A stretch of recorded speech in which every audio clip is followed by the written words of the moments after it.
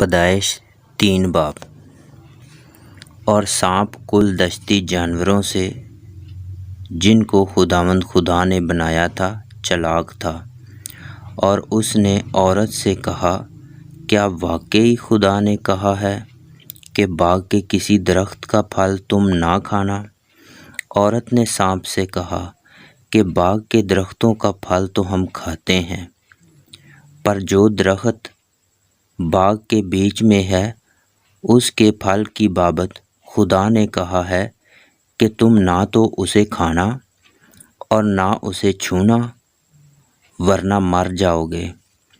تب سانپ نے عورت سے کہا کہ تم ہرگز نہ مرو گے، بلکہ خدا جانتا ہے کہ جس دن تم اسے کھاؤ گے تمہاری آنکھیں کھل جائیں گی اور تم خدا کی مانند نیک و بد کو جاننے والے بن جاؤ گے۔ عورت نے جو دیکھا کہ وہ درخت کھانے کے لیے اچھا اور آنکھوں کو خوشنما معلوم ہوتا ہے اور عقل بخشنے کے لیے خوب ہے، تو اس کے پھل میں سے لیا اور کھایا اور اپنے شوہر کو بھی دیا، اور اس نے کھایا۔ تب دونوں کی آنکھیں کھل گئیں اور ان کو معلوم ہوا کہ وہ ننگے ہیں، اور انہوں نے انجیر کے پتوں کو سی کر اپنے لیے لونگیاں بنائیں، اور انہوں نے خداوند خدا کی آواز جو ٹھنڈے وقت باغ میں پھرتا تھا سنی، اور آدم اور اس کی بیوی نے آپ کو خداوند خدا کے حضور سے باغ کے پتوں میں چھپایا۔ تب خداوند خدا نے آدم کو پکارا اور اس سے کہا کہ تو کہاں ہے؟ اس نے کہا، میں نے باغ میں تیری آواز سنی اور میں ڈرا کیونکہ میں ننگا تھا، اور میں نے اپنے آپ کو چھپایا۔ اس نے کہا، تجھے کس نے بتایا کہ تو ننگا ہے؟ کیا تو نے اس درخت کا پھل کھایا جس کی بابت میں نے تجھ کو حکم دیا تھا کہ اسے نہ کھانا؟ آدم نے کہا کہ جس عورت کو تو نے میرے ساتھ کیا ہے اس نے مجھے اس درخت کا پھل دیا اور میں نے کھایا۔ تب خداوند خدا نے عورت سے کہا کہ تو نے یہ کیا کیا؟ عورت نے کہا کہ سانپ نے مجھ کو بہکایا تو میں نے کھایا۔ اور خداوند خدا نے سانپ سے کہا، اس لیے کہ تو نے یہ کیا تو سب چوپایوں اور دشتی جانوروں میں ملعون ٹھہرا۔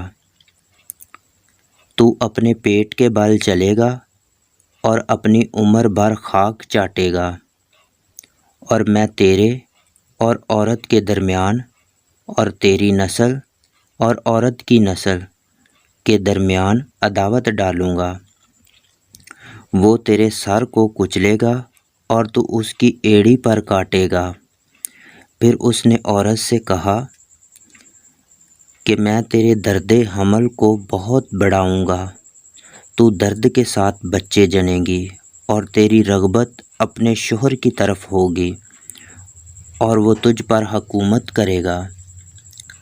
اور آدم سے اس نے کہا، چونکہ تو نے اپنی بیوی کی بات مانی اور اس درخت کا پھل کھایا جس کی بابت میں نے تجھے حکم دیا تھا کہ اسے نہ کھانا، اس لیے زمین تیرے سبب سے لعنتی ہوئی۔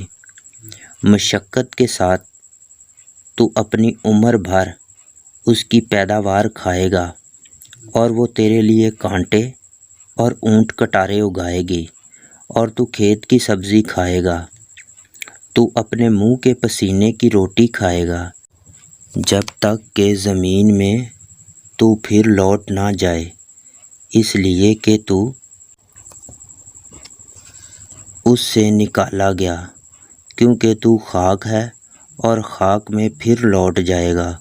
اور آدم نے اپنی بیوی کا نام حوا رکھا، اس لیے کہ وہ سب زندوں کی ماں ہے، اور خداوند خدا نے آدم اور اس کی بیوی کے واسطے چمڑے کے کرتے بنا کر ان کو پہنائے۔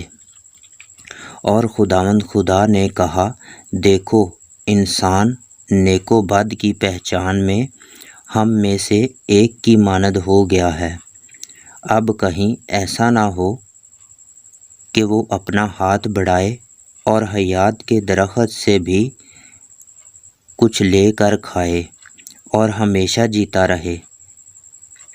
اس لیے خداوند خدا نے اس کو باغ عدن سے باہر کر دیا تاکہ وہ اس زمین کی جس میں سے وہ لیا گیا تھا کھیتی کرے۔